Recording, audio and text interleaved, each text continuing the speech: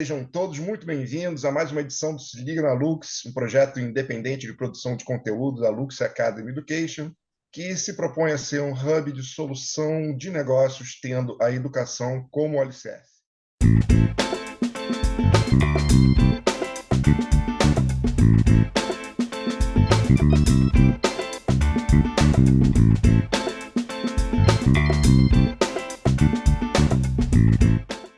E hoje, um dia especial para a gente, na conexão Estados Unidos, Brasil e Portugal.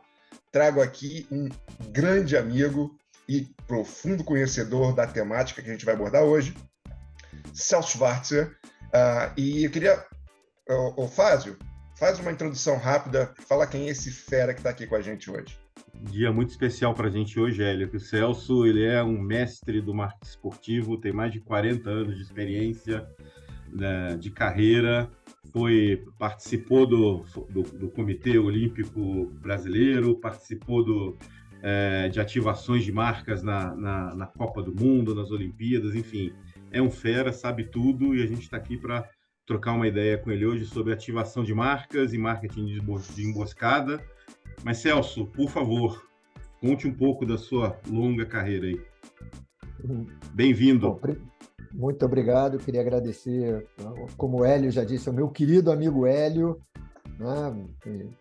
Tive o prazer de compartilhar um tempo na Coca-Cola e depois acompanhar o trabalho excepcional que ele fez nos Jogos Olímpicos de 2016. Fázio, a gente se conhece há pouco tempo, mas é um prazer e agradeço o convite.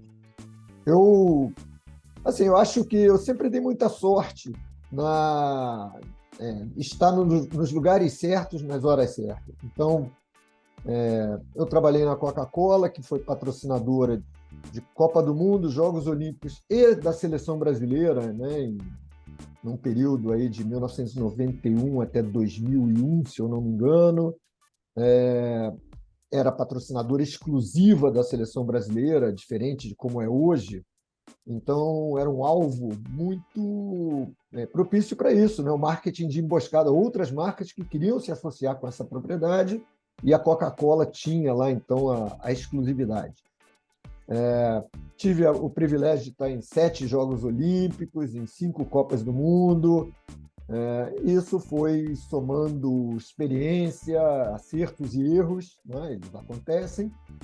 E, enfim, é um prazer ter a oportunidade de compartilhar um pouquinho desse aprendizado com o pessoal que esteja assistindo o Se Liga na Luz.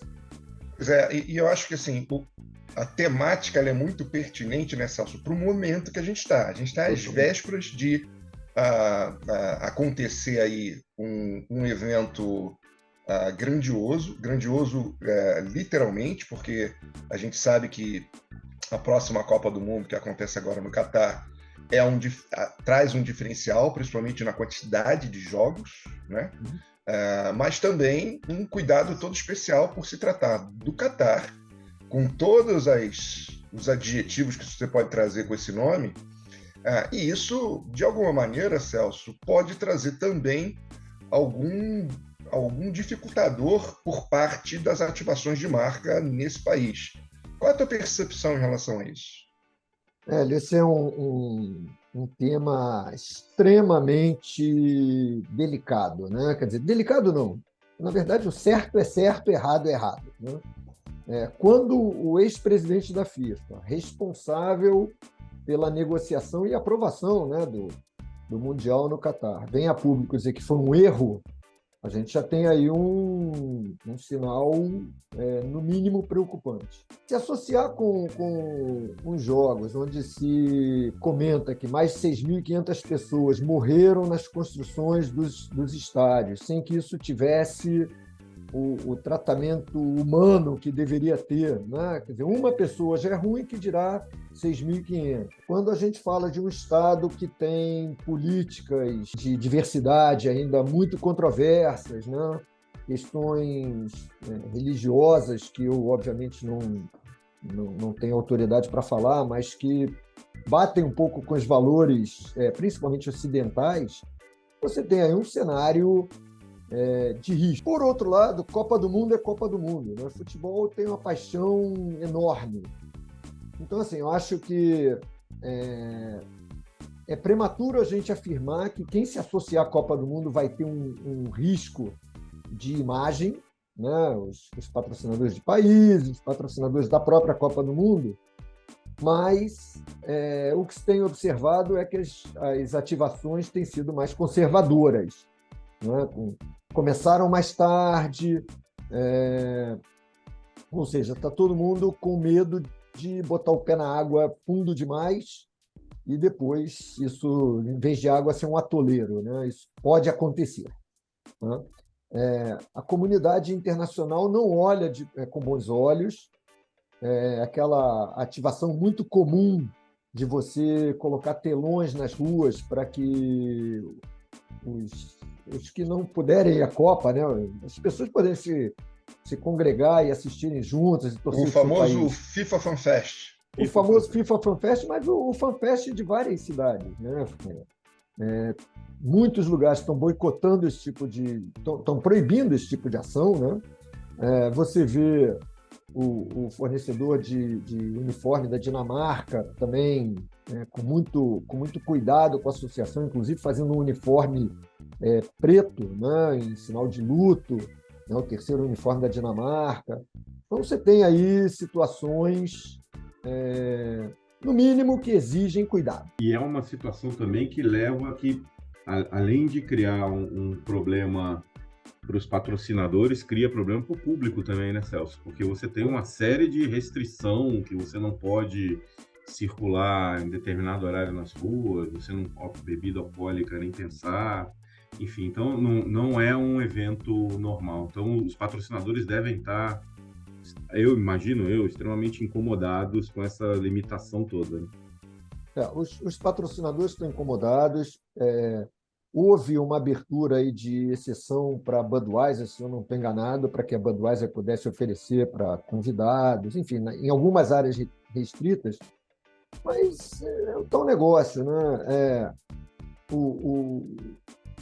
Não é esse o princípio de um evento dessa magnitude, né? O princípio é você, enfim, usufruir dessa união de povos, né? Torcedores de todos os lugares do mundo, congraçamento, né? Quer dizer, você poder estar lá, propiciar os seus convidados como marca, né? Propiciar os seus convidados através do Hospitality, né? Do programa de Hospitality, situações que ele vai se lembrar para a vida toda de uma forma positiva, e não dizer, não podia sair na rua, ou não podia beijar a minha namorada ou esposa na hora do gol, ou, enfim, né, manifestações de carinho exageradas, etc.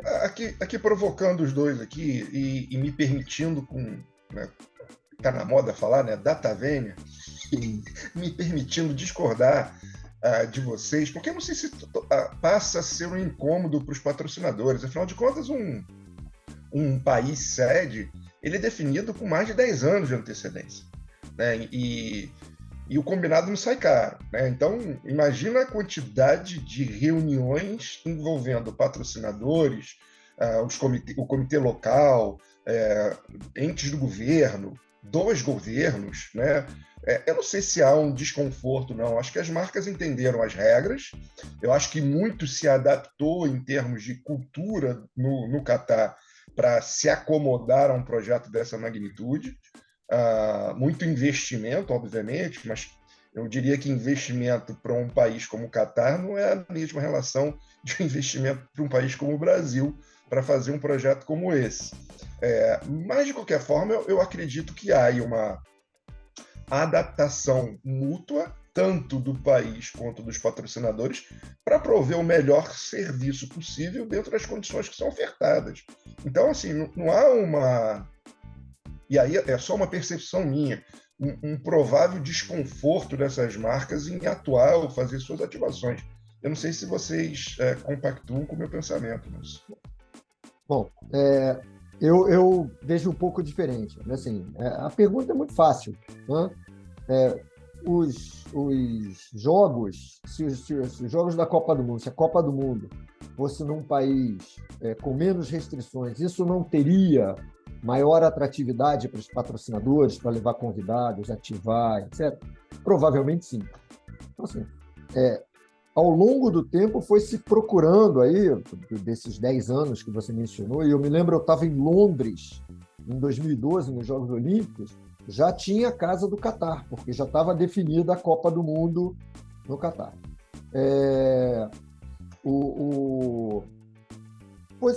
Foi se ajustando. Mas se ajustar significa, bom, tem aqui uma zona cinzenta, onde o país sede não gosta, o patrocinador precisa, como é que a gente faz aí para se ajustar?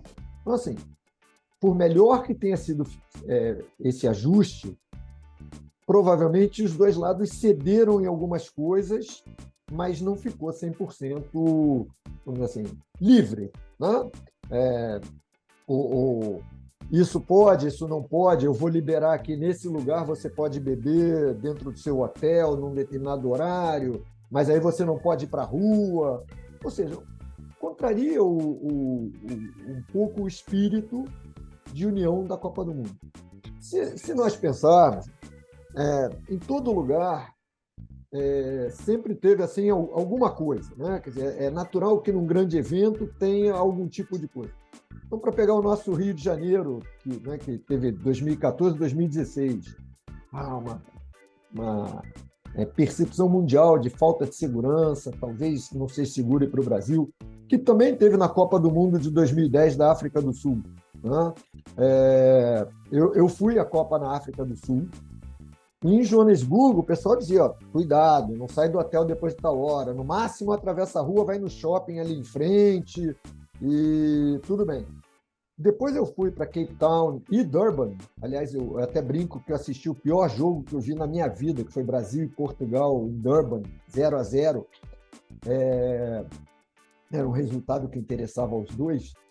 E assim, zero preocupação com segurança. Mas em Joanesburgo, fui alertado, avisado. Né? Eu fui visitar alguns amigos meus, né? Entre eles o famoso Baca, que está no Catar hoje. Ele estava em Pretória, e eu dirigi para Pretória sem nenhum problema. Mas em Joanesburgo tinha isso. Então, assim... Tive os mesmos alertas lá. Era quase que um terror psicológico. Fui para lá 3 vezes, e as 3 vezes a mesma coisa.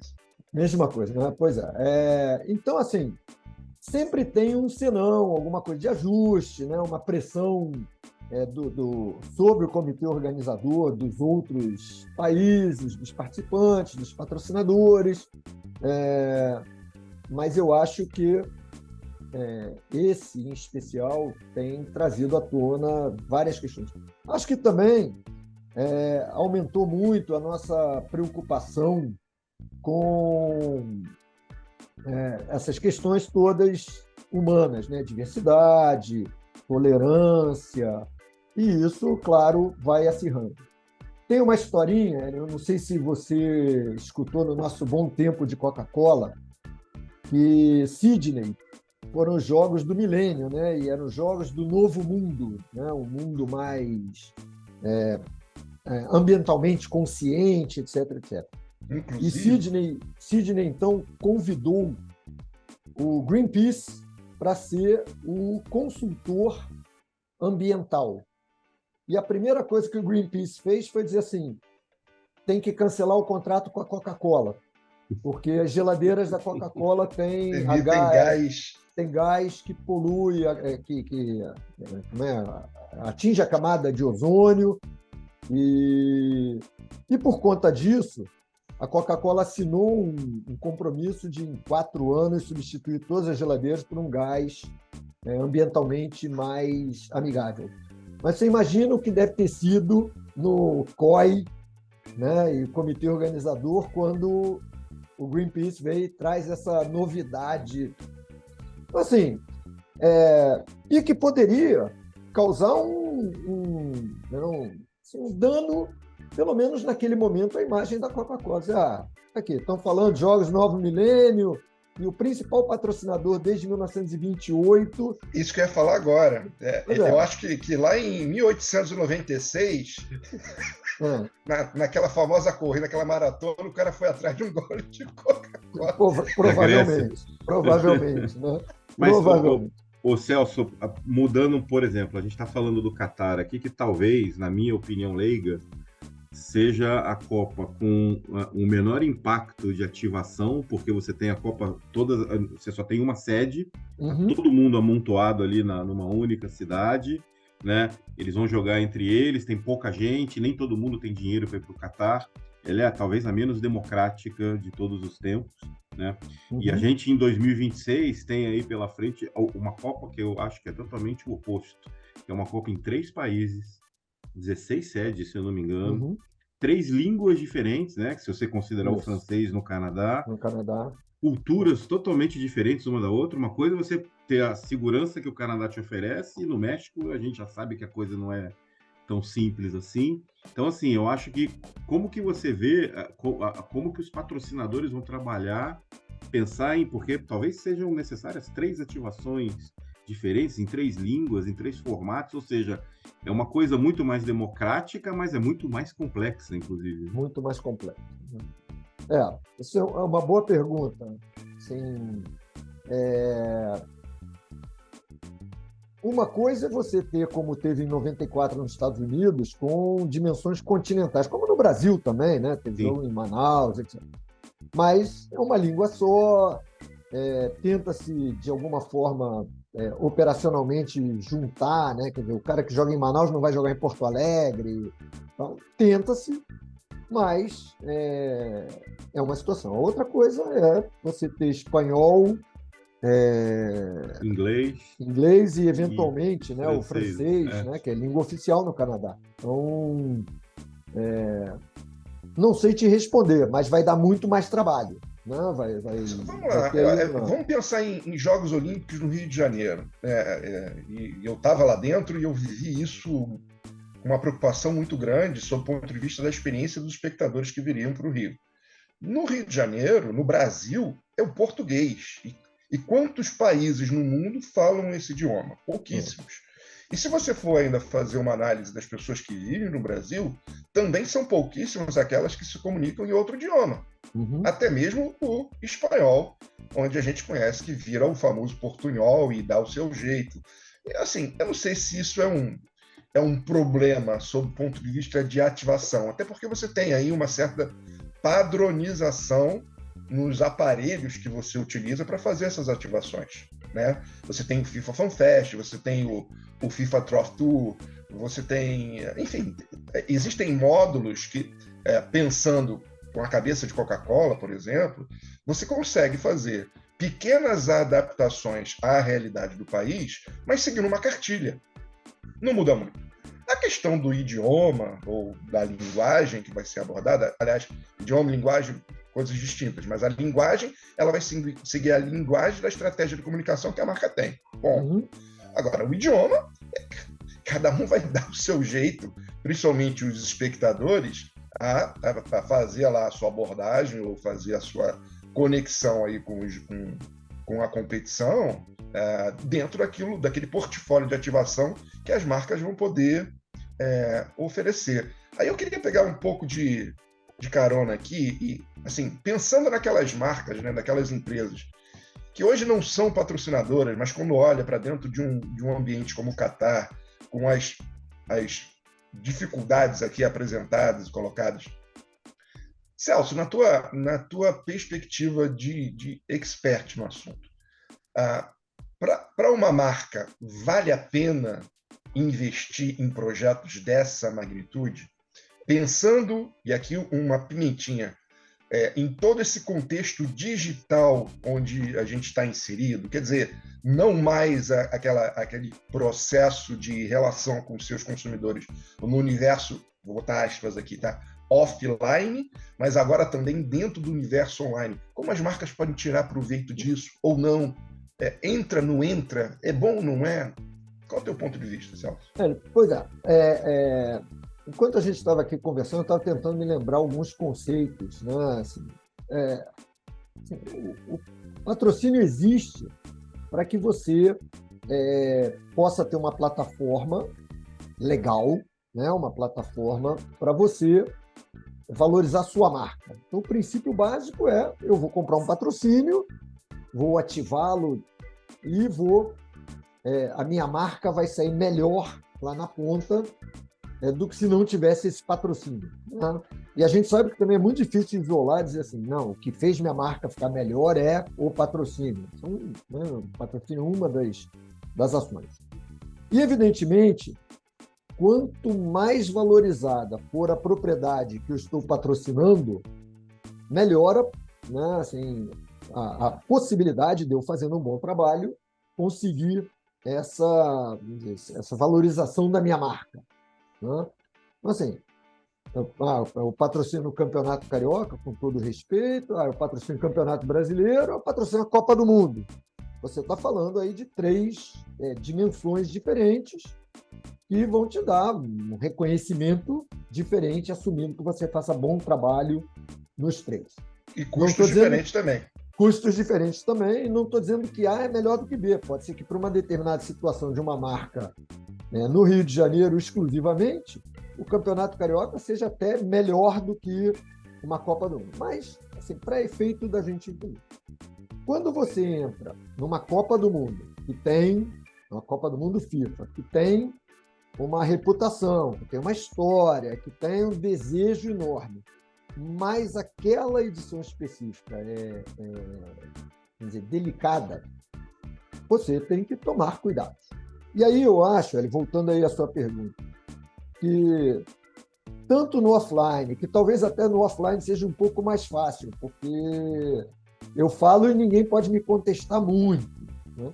Agora, no online, corre o risco do seu discurso acabar sendo atropelado pela, vamos dizer assim, pela a volta do consumidor, né? A volta do espectador, etc.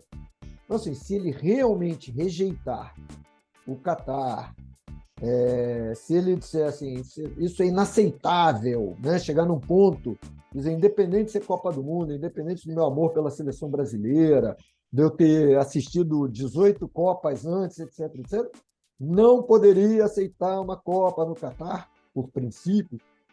As marcas podem ter uma reverberação. E essa reverberação no online tende a ser muito mais rápida, intensa, do que no offline.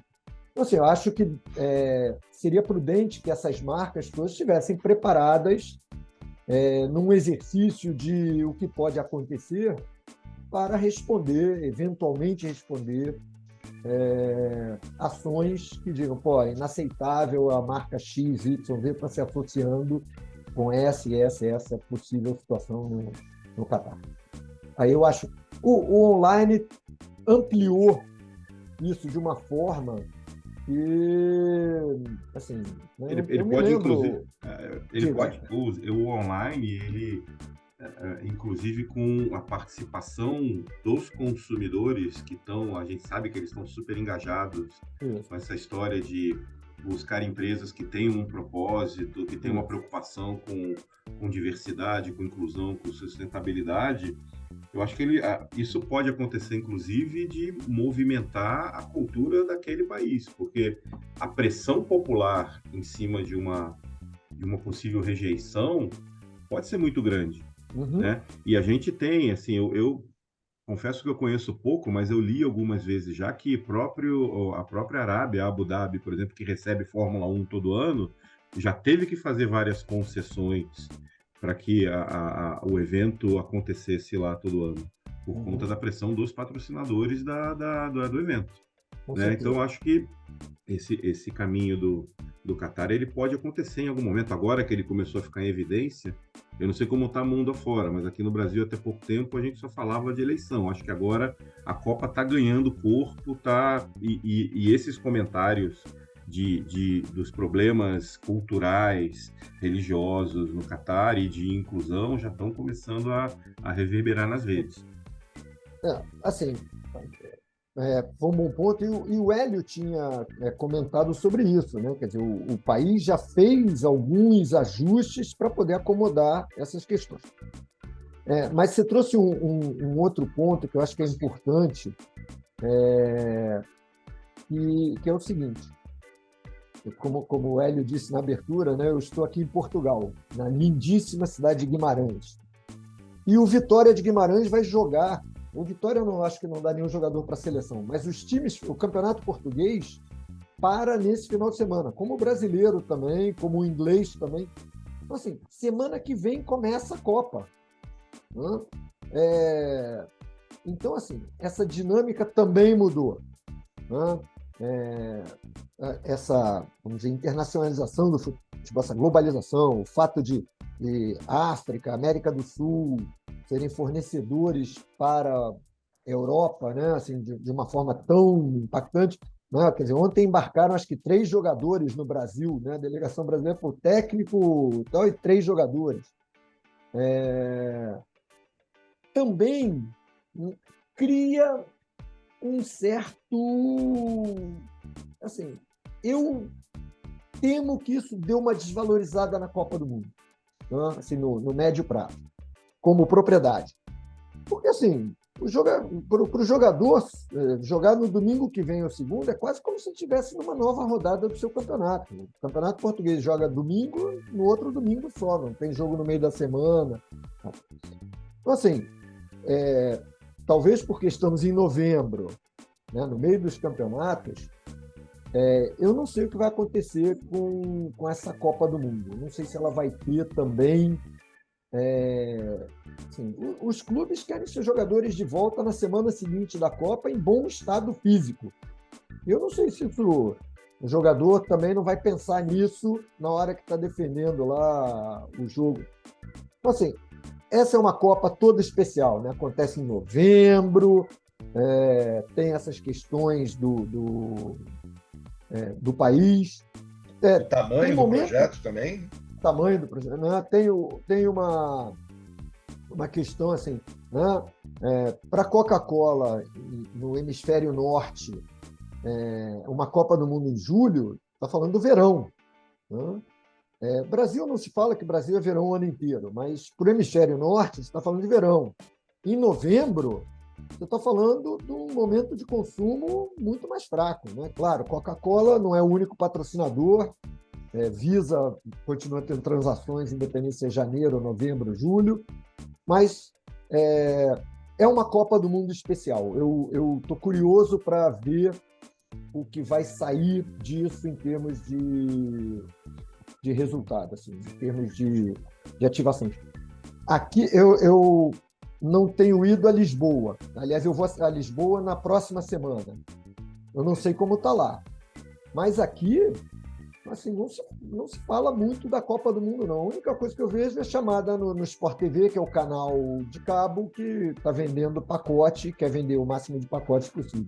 Celso, dentro ainda desse contexto de patrocínio, e complementando a pergunta que eu anteriormente tinha feito, né, para as marcas que são na curiosidade ou na intenção de entrar de cabeça nesse universo, a gente entende que projetos de grandiosidade como são os Jogos Olímpicos ou como Copa do Mundo faz aí, além de um esforço estratégico muito grande para entender o seu papel de marca dentro desses projetos, um esforço financeiro também grandioso na mesma proporção desses eventos. Por outro lado, a gente que conhece, né, os bastidores e entende um pouco do formato que faz com que você valorize até o teu investimento, sabe que o montante que você coloca para um projeto como esse, você pelo menos dobra ou triplica para você trabalhar a ativação. E isso pode ser um fator desestimulante para essas marcas, ou é o contrário? Isso deveria servir como uma energia a mais para entender que, por mais que você dobre ou triplique o seu investimento, também os ganhos que você pode ter com isso são imensuráveis, né? Eu acho assim, essa é uma ótima pergunta. né? Eu brincava, né, dizendo assim, tudo pode ser patrocinado, né? Eu, quando morava no Rio de Janeiro, eu morava aí no Cosme Velho, né? E dizia, se amanhã fizerem um campeonato de bolinha de gude na pracinha do Cosme Velho, isso pode ser patrocinado, né? E pode ser altamente interessante para a padaria que tinha em frente, né? Porque ela vai estar falando diretamente com seus consumidores, etc, etc, né? Seus clientes de todo dia. Então, assim, o esforço financeiro é grande nesses mega eventos, né? E a gente não está falando só de Jogos Olímpicos e Copa do Mundo, que são os grandes pontos, mas junto com NFL, NBA e etc. Mas se pensar também no nosso Rock in Rio, então, também são valores grandes e tal. Só que comprar a propriedade é uma parte do processo, como você diz. Assim, se eu comprar e não fizer nada, aliás, esse é um pensamento muito brasileiro, né? O pensamento Tivemos brasileiro... exemplos nos Jogos Olímpicos de grandes marcas comprando a propriedade E na Copa do Mundo também, não vou dizer, mas quem quiser pesquisar, a companhia telefônica que tinha o direito não fez praticamente nada, né? Ela estava num momento de transição e tal. Então, assim, nós no Brasil achamos que é responsabilidade do dono da propriedade ativar a sua marca, o que é um erro mortal. Primeiro, porque ele não entende da minha marca, né? Ele entende da propriedade dele. Segundo, porque quem tem que ativar a minha marca sou eu, né? Quem é responsável por trabalhar a minha marca sou eu, não o cara dono da Copa do Mundo, dos Jogos Olímpicos, da NFL ou do Rock in Rio. Então, se você não tem recursos para entrar e já pensar nesses 2, 3 vezes investimento para ativação, a minha recomendação é não entrar, porque você não vai conseguir tirar a sua marca de uma posição A para levar para uma posição B melhor do que ela entrou no A. Agora, você pode ser criativo, né? Você, aliás, deve ser criativo. Se em vez de 2 vezes, você usar 1 vez e meia e conseguir pensar em alguma coisa genial, que vai roubar a atenção, que vai chamar a atenção positivamente para a sua marca, muito melhor, você conseguiu economizar. Se você conseguir negociar bem o valor da propriedade, de modo que sobre mais dinheiro para você ativar mais, muito bem, ótimo, excelente. Claro que é responsabilidade do dono da propriedade evitar discrepâncias muito grandes, né? Que a gente não pode vender por um por 10, por outro por 3, porque ele vai estar alimentando esse tipo de coisa. Mas entra aí experiência, força de marca, várias coisas que ajudam você a ser mais efetivo. Coisa que nós conhecemos bem, né? Se a Coca-Cola sair do patrocínio olímpico, eu posso quase te dizer que nas próximas 2 Olimpíadas as pessoas ainda vão estar dizendo que Coca-Cola é patrocinadora olímpica por ter 100 anos quase de história patrocinando os Jogos Olímpicos, né? Então, assim, mas tem que ter dinheiro. Se você não tiver dinheiro para ativação, esquece, você vai perder uma boa oportunidade. A Disney, né, Fázio, já também atua bastante aí por um longo tempo nessa produção de projetos, até na linha esportiva, poucas pessoas conhecem, mas a Copa Disney, a Disney Magic Run, você mesmo esteve envolvido com isso, fala um pouquinho. Paulo, a gente trouxe a Disney, na verdade ela chama Disney Run, aí em Orlando, né, aí nos Estados Unidos. A gente trouxe ela para cá em 2012 como Disney Magic Run. Eu participei. Você participou, né? Eu vi a sua camisa bonita lá. Foi o primeiro país que realizou uma corrida de rua proprietária Disney fora de Orlando. Da sede, né? Da sede. E foi uma experiência incrível, né? Porque a gente teve um retorno fantástico em termos de marca, obviamente, em termos de número de inscritos, foram recordes de número de inscritos, em comparação com o prazo que a gente teve de inscrição, enfim, vários cases de sucesso, e muito engraçado vocês comentando essa história da ativação do patrocinador, que a gente teve também patrocinadores que entraram na empolgação e na hora lá não tinham mais capital para ativar. Ou não ativaram, e inclusive teve alguns patrocinadores que vieram com a sugestão de trazer um parceiro para fazer uma ativação em dupla. E aí, óbvio que a gente acabou não deixando, né? Porque você está trazendo uma outra marca de que não é patrocinadora. Então, a gente teve uma experiência muito boa, sempre com muitas marcas apoiando, e a Disney, ela tem essa tradição de apoiar eventos esportivos, né? Ela é patrocinadora do Orlando Magic, né? Ela apoia o Orlando Magic, que é o time da casa, né? Mas ela tem também uma preocupação muito importante quando a gente, por exemplo, quando a Disney fala de apoio para um time específico, ela sempre se preocupa em evitar que você tenha aquela coisa de tipo, por que ela está patrocinando só o time A e não o time B, né? Patrocinar o Orlando Magic faz todo sentido, está dentro de casa, justifica. Mas por que ela iria patrocinar, por exemplo, o time de Seattle se não tem nada a ver com ela, né?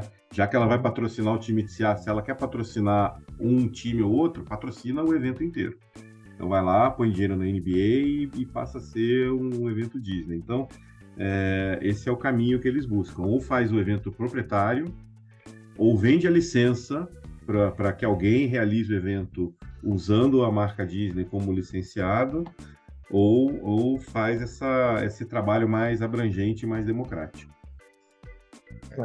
Você me permite um comentário rápido, Fábio? Claro. O desafio de ativar de patrocinar e ativar numa Magic Run, é muito maior ainda, né? Porque você está falando de uma propriedade, né? Um conjunto de propriedades que a Disney tem que está no coração de todo mundo. Então, você achar o seu espacinho aí ainda para dizer, olha, dentro desse universo de coisas legais, de associações legais, eu consegui fazer uma ação com a minha marca que ficou legal também, que roubou um pedacinho do coração, é bem mais difícil. Com certeza. E até porque a marca, além de estar no coração de todo mundo, ela tem uma cartilha de restrições absurdas, né? Do que não pode ser feito de forma nenhuma. Então, foi o que você falou ali atrás, você tem que ser muito criativo. Às vezes você não precisa nem gastar tanto dinheiro, mas você realmente vai precisar ser muito criativo para encontrar a brecha, para poder fazer essa associação e ficar marcada na memória das pessoas junto com a marca. É o que a gente fala nos nossos treinamentos da diferença do share of mind para o share of heart. Como que você, ao invés de ficar só ali dividindo com as outras marcas a atenção do teu cliente, mas como que você aí é a parte mais difícil, né?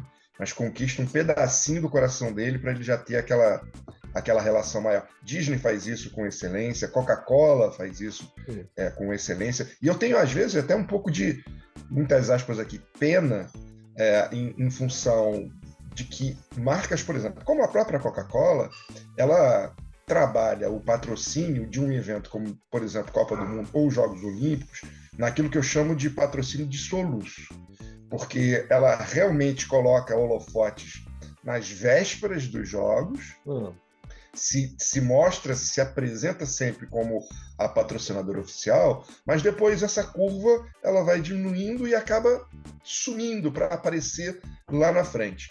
Por que eu falo que eu tenho pena? Porque, caramba, existem, no meu ponto de vista, ainda tentando botar aqui o boné de gestor, né, da empresa, que poderia, pelo menos ali, pontuar em alguns pontos de contato e se tornar um pouco mais horizontal a sua relação de marca com aquele patrocínio. Sei que tem aqui relação de custo, campanhas diferentes, propósitos, etc., mas ainda assim eu acharia mais prudente, principalmente para as marcas entrantes, né? Aquelas marcas que estão começando agora, que carecem muito de awareness, que carecem muito de conhecimento, deveriam buscar formatos e maneiras de se horizontalizar mais e se conectar mais com aquele projeto, que só depois de 4 anos é que ela vai voltar com toda a pujança, com toda a força. Mas, enfim, esse é um assunto que daria para a gente ficar falando aqui o dia inteiro. E respeitando aqui o nosso convidado, eu já queria fazer um swift para o próximo tema, que também é um tema polêmico, que é o tema de marketing de guerrilha ou ambush marketing, que é muito comum durante esses períodos que antecedem os Jogos Olímpicos, que antecedem a Copa do Mundo. Você citou Rock in Rio, também existe ambush marketing no Rock in Rio, de marcas, você acabou de falar da Disney, tentando fazer uma casadinha aí, trazer...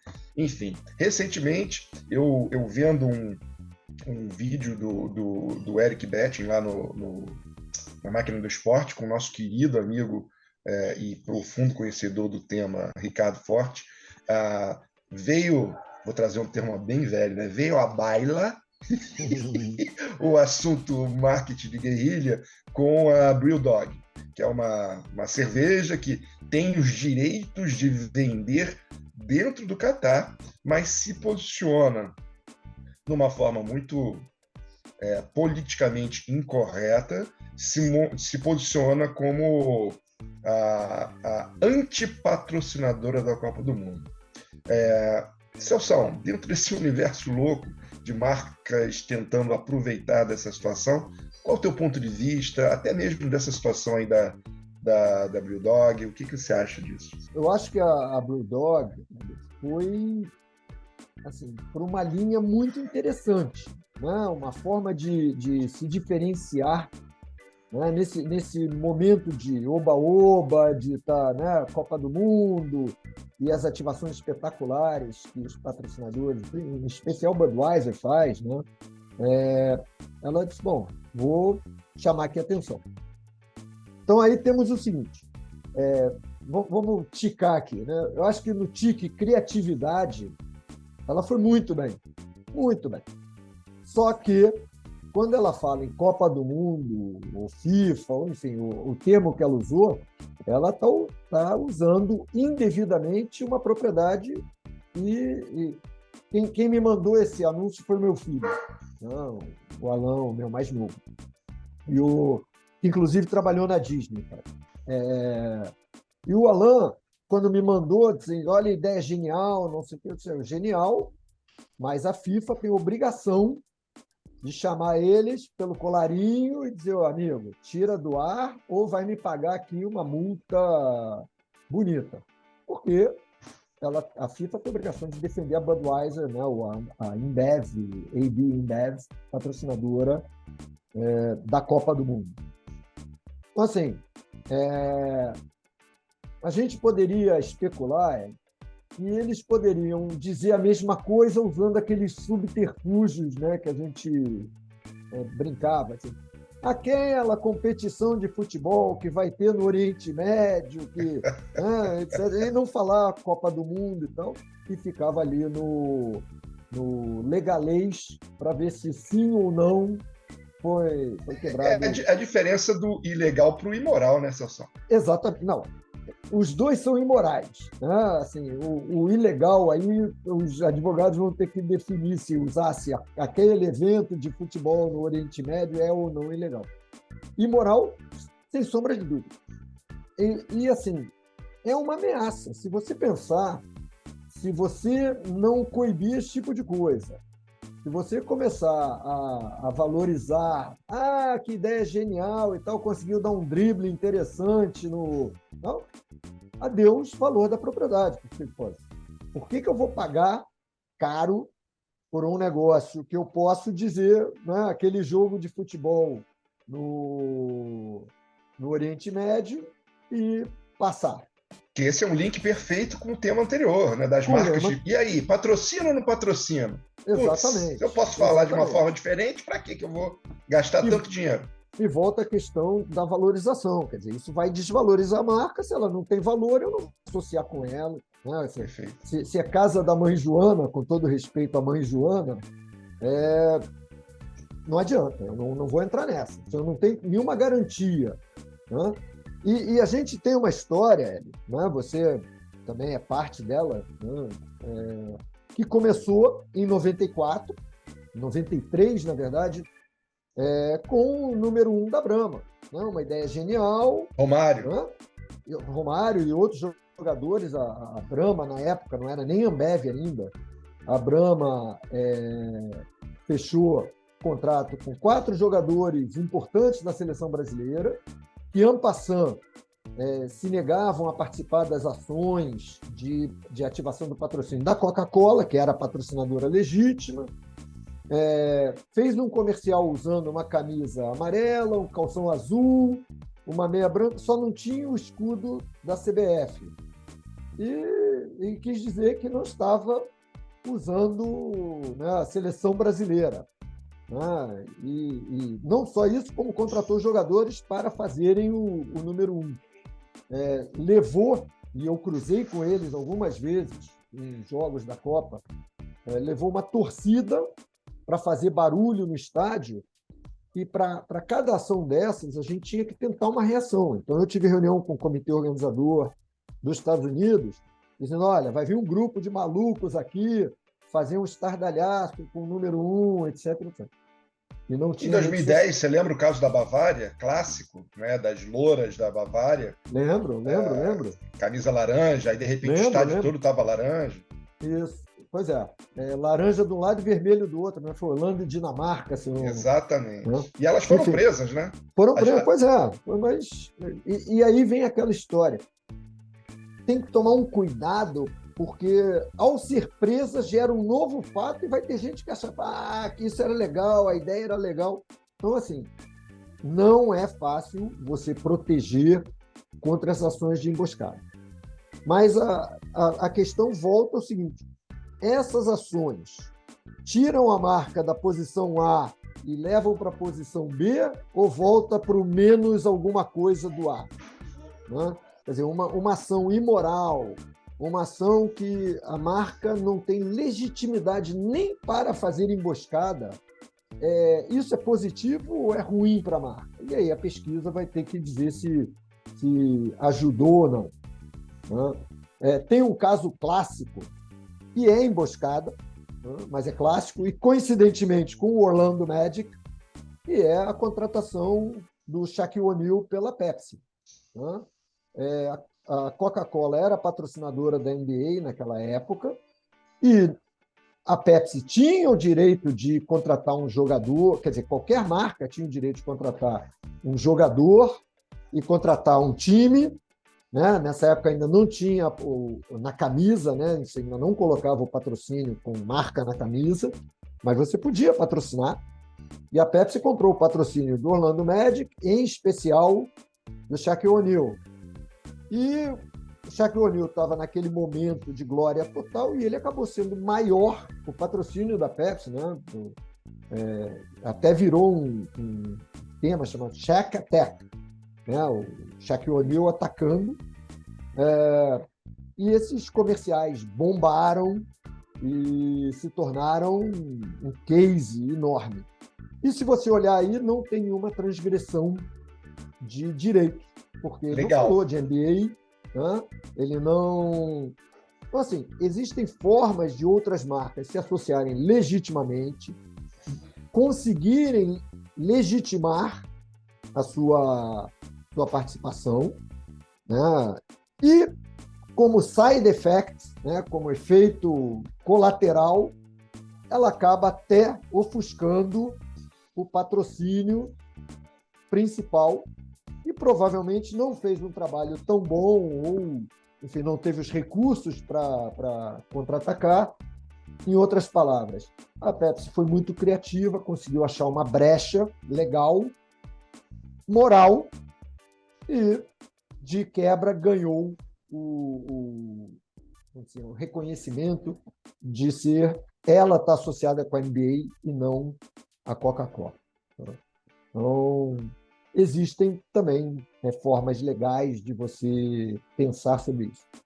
o que eu chamo a atenção aí é a palavra legítima. Então, se ela é legítima, se ela é uma coisa moral, né, ética, e você se associou de uma forma verdadeira, isso passa positivamente para a sua marca. Tende a passar, né? Eu fico... Você trouxe um tema que, te confesso, me incomoda bastante. Quando a gente pensa, por exemplo, em Jogos Olímpicos, o conceito da clean venue, né? Aquela coisa de que a arena é um lugar sagrado, onde ali o esporte tem que prevalecer.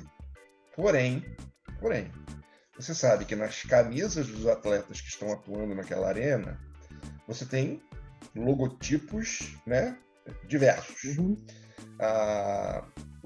Assim como nas competições que tem bola ou algum outro instrumento, você tem aquela marca ali. Ah, mas é muito pequeno. Ah, mas a minha marca, se não ficar ali, não vai ficar em lugar nenhum. Peraí, é clean venue ou não é clean venue? Participei de algumas conversas um pouco acaloradas sobre esse tema. Sei que é polêmico, mas eu queria ter o ponto de vista, porque eu sei que você tem uma posição também em relação a isso. Hélio, olha só, é uma discussão interessante, né? Você gentilmente deixou de fora o Ômega, né? O Ômega com a cronometragem, e Panasonic, né? Que está lá nos placares e tal. Então, você é um cavalheiro, mas é um tema. Peraí, se a Panasonic está no placar, por que eu não posso estar, né, de alguma outra forma? Não é tão clean assim, né? Não é tão clean. Por outro lado, nós também, lá, ex-Coca-Cola, né, e o nosso amigo Ricardo Forte também, a gente sabe que esse é um item da ativação, né? A visibilidade on-camera, ou mesmo off-camera, é um dos itens. E que para algumas marcas isso faz mais sentido, para outros não acrescenta muita coisa, né? Quer dizer, a Coca-Cola não precisa mais exposição de marca do que a marca já tem. Então, brigar por isso poderia ser assim, um esforço desnecessário. Obrigado, Fábio. Exatamente essa palavra. É muito melhor eu botar esforço em outras coisas que podem trazer mais reconhecimento. Como foi a história do pessoal, dos gandulas da Copa do Mundo, né? Eu fico pensando, eu se tivesse, já vai tempo, mas se eu tivesse nos meus 14, 15, 16 anos, tivesse a chance de ser gandula numa Copa do Mundo, eu ia tomar Coca-Cola direto do caminhão-tanque, né? Então, assim, são propriedades extremamente desejáveis que você identifica e diz, ok, dane-se lá a marquinha no placar ou no Jogos Olímpicos.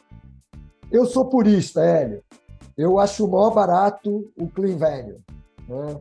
Acho assim legal você entrar numa arena olímpica e ter uma pequena, mini exposição de marca, por mais que tenha lá Mikasa ou que tenha Panasonic e Omega quando é necessário. Eu já sou um estilo paralímpico. Para mim, pode botar. Eu sou mais favorável ao modelo paralímpico, que para mim os investimentos, embora uma grande parcela venha dos direitos de imagem, mas uma grande fortuna vem dos patrocinadores, portanto, para mim, eles deveriam ali ser homenageados, obviamente dentro de uma certa proporcionalidade, como os Jogos Paralímpicos acontecem, mas também ter visibilidade dentro das arenas. Mas é uma visão muito singular, muito particular. É uma tremenda discussão e talvez a gente precisasse fazer uma tese de doutorado depois para medir isso e ver... Bom, gosto da ideia, hein? Gosto da ideia, hein? Gosta, né? Nós nos encontrávamos lá no hall quando você estava fazendo seu mestrado e eu já tinha uma inveja enorme da sua disposição de crescimento, né? E olha onde chegou, né? Então, agora vai lá para o doutorado, que, maravilha. Mas, assim, claro que, né, isso aumenta a exposição da marca enormemente, etc. Eu me lembro no PAN, né, que foi uma plataforma que possibilitou o Brasil ganhar a candidatura para os Jogos Rio 2016, nós discutindo essa questão de propriedade, e diz o seguinte, tem direitos promocionais, tem direito de venda, por exemplo, né? O refrigerante pode vender na arena. Mas, peraí, a Petrobras não vende gasolina no estádio. Então, isso é adicional. Então, assim, são discussões longas. Claro, né, placa enquadra, né, a visibilidade on camera é um negócio muito interessante para algumas marcas, para outras menos. Então, assim,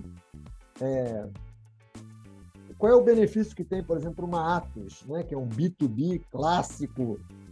Botar uma placa lá para ele, não, mas está no hall de propriedades. Então, também facilita um pouco o clean value acaba com essa discussão. Né? Ninguém tem e está acabado.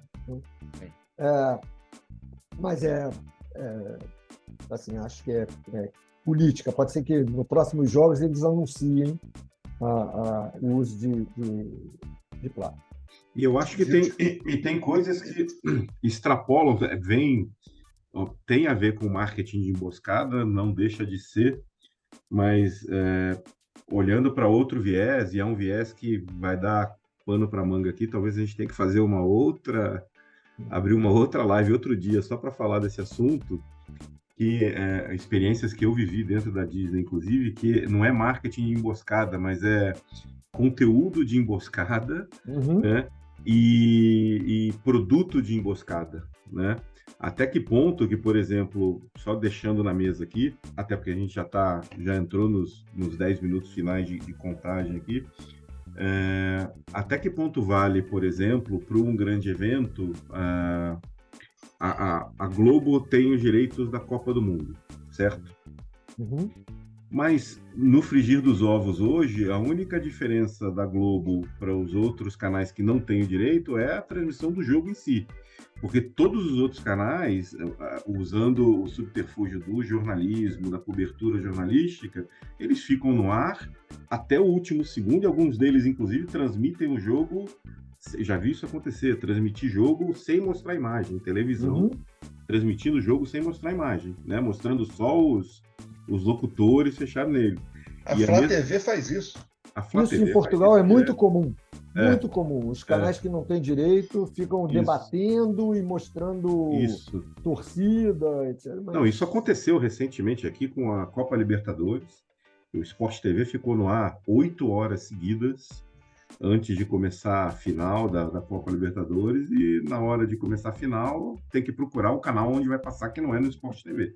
Era o SBT, se não me engano. SBT e na ESPN, né? Você tinha a opção de ESPN ou SBT.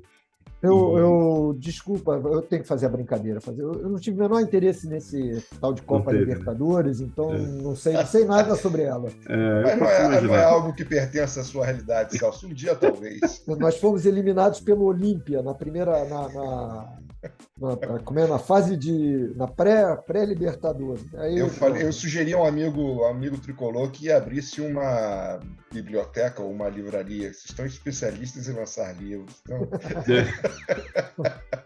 Gente, eu não sei aqui, Fábio, Celso, mas eu estou feliz demais com essa conversa. Eu tenho certeza que isso aqui daria papo para uma live muito maior. Eu acho que a gente tem que falar desses temas depois, desse ponto de conteúdo de emboscada, de produto de emboscada, que são os produtos piratas, né, que permeiam as marcas. E a gente vê, no caso da Disney, né, licenciados reclamando, falando, nossa, eu gasto uma fortuna para licenciar o teu produto, e tem um monte de cara vendendo a mesma coisa aqui por metade do preço. Então, a briga das marcas para acabar com essa emboscada é gigante até hoje. Se você for hoje na 25 de março, ou então lá na Rua da Alfândega, no Rio de Janeiro, você vai ver um monte de produto, camisa, merchandising à vontade, falando de Copa do Mundo. Às vezes utilizando algumas marcas, ou patrocinadores, ou até o logotipo mesmo da FIFA. E, meu amigo... Mas aí eu vou fazer uma provocação aqui para o nosso próximo papo, né? Até que ponto que as marcas precisam combater isso, óbvio que precisam, né? Porque tem muito dinheiro envolvido, mas até que ponto essa visibilidade é boa para a marca, né? É Então, uma bela de uma reflexão. pois é. Né? A gente gostava de brincar, falava assim, olha, lançamos uma série no Disney Channel. Se já tem produto pirata da série vendendo, é porque a série fez sucesso. Fez sucesso, com certeza. Né? Essa é uma discussão longa, quando você entra na parte de licenciamento, né?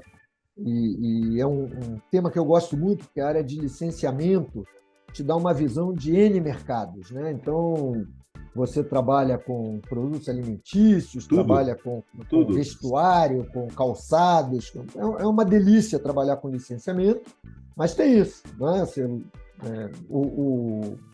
A medida do sucesso é você ver produto pirata sendo lançado, infelizmente.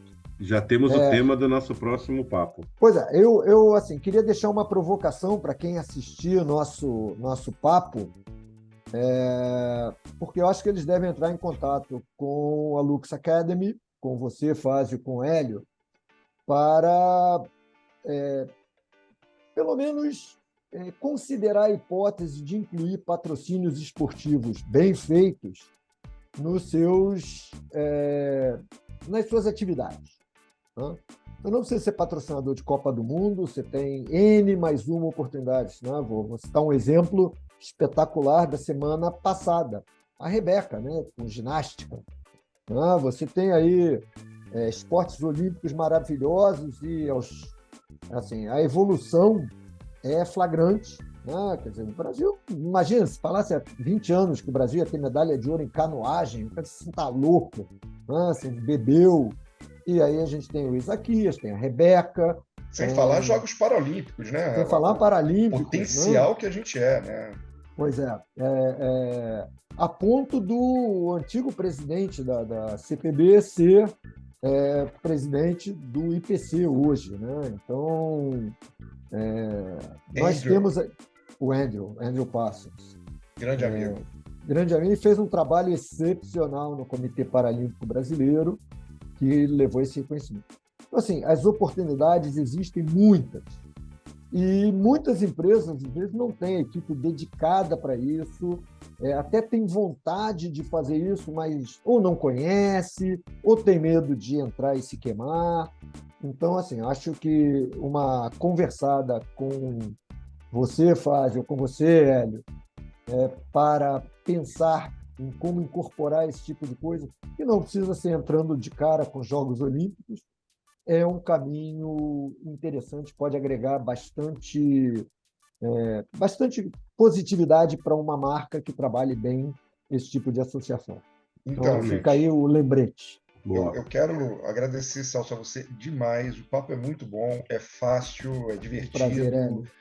Se você que está assistindo gostaria de ter esse fera aí junto a vocês, seja como um consultor, seja um palestrante, ou até como um monitor dos nossos treinamentos, entre em contato com a gente. Tem muito conteúdo aí para a gente poder compartilhar.